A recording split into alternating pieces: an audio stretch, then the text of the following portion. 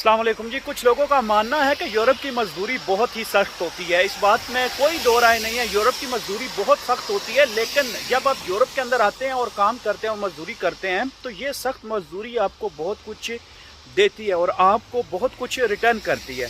क्योंकि जब आप यहाँ पे आके काम करते हैं आपको एक तो ये कि काम सख्त नहीं होता है, आप पे इतना बर्डन नहीं डाला जाता, इतना लोड नहीं डाला जाता। ये नहीं होता कि आपको 4 बंदों का काम एक बंदे पे डाल के बस उसी से काम लेते रहें। हम दूसरे ममालिक के अंदर अगर देखते हैं जहाँ पे मैन फोर्स ज़्यादा होती है, लोग काम करते हैं और वहाँ पे ये सूरत हाल भी देखने को मिलती है कि एक बंदा जो है वो 4 बंदों का या 5 बंदों का काम कर रहा है और उसको मुश्किल पेश आती है। लेकिन यूरोप में ऐसा नहीं होता है। अगर आप एक अकेले बंदे हैं तो आपको उतना ही काम दिया जाएगा जितना आप कर सकते हैं, आपको ज़्यादा ओवर बर्डन नहीं किया जाएगा।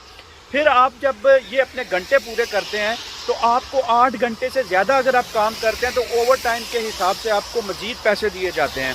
फिर आपको सैटरडे संडे को छुट्टी दी जाती है और सैटरडे संडे की छुट्टी आपको इसलिए दी जाती है कि आपके ऊपर ज़्यादा प्रेशर ना आए काम का, आपकी अपनी जो पर्सनल लाइफ है उसको भी आप इंजॉय करें और आपके साथ जो फैमिली है आपकी उसको भी आप टाइम दें और एक लेवल के साथ और सीक्वेंस के साथ चलें।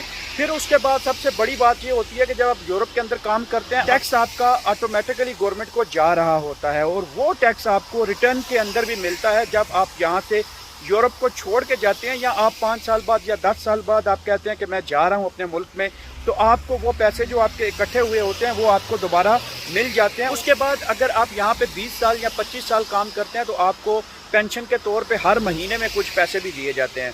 फिर आपको 5 साल या 10 साल के बाद आपको यहाँ पे ये लोग सिटीजनशिप दे देते हैं कि आप इनके मुल्क के अपने शहरी हैं। अगर आपका रिकॉर्ड साफ़ है, आप क्रिमिनल रिकॉर्ड के अंदर नहीं आते हैं, आपकी डॉक्यूमेंट्स बिल्कुल क्लियर हैं, लीगली रह रहे हैं, टैक्स पे करते हैं, तो आपको ये अपना सिटीज़न बना लेते हैं, अपना शहरी बना लेते हैं।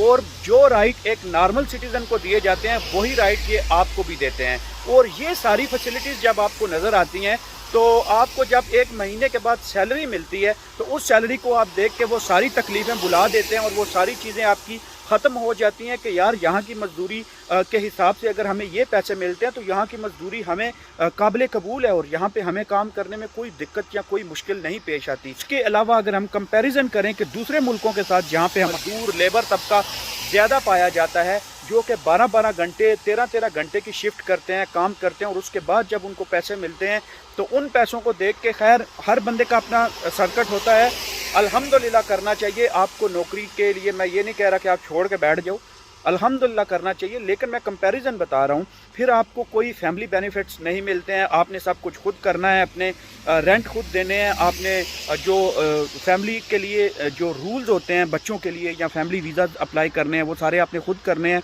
सिटीज़नशिप आपको नहीं मिलती है और इस तरह की जो फैसिलिटीज़ यहाँ पे आपको मिलती हैं, इलाज के लिए आपको पैसे देने पड़ते हैं। बेशक आपकी इंश्योरेंस भी है तो इंश्योरेंस आपको कितना कवर करेगी उसके लिए भी आपको पे करने पड़ेंगे। बच्चे की डिलीवरी हो जाती है, बच्चों के पैसे आपको वहाँ पे करने पड़ेंगे।